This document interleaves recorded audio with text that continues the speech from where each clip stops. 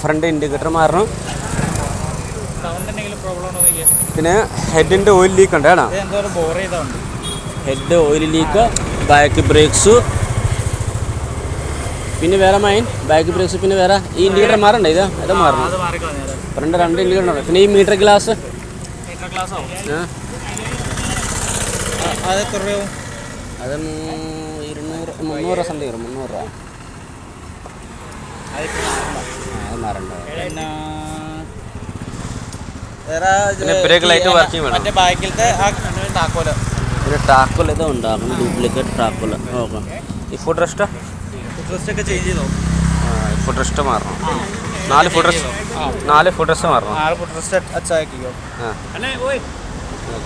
വേറെ ഇതൊക്കെ അത് വേണ്ട, അത് വേണ്ട. ഓക്കെ. വേറെ ഒന്നുമില്ലല്ലോ. വേറെ പിന്നെ വേറെ 2 ബാക്ക് 2 ബ്രേക്ക് ത്രൂ. ഓയിൽ മോശമുണ്ടോ? മാറണോ? ഓക്കെ. Oil change.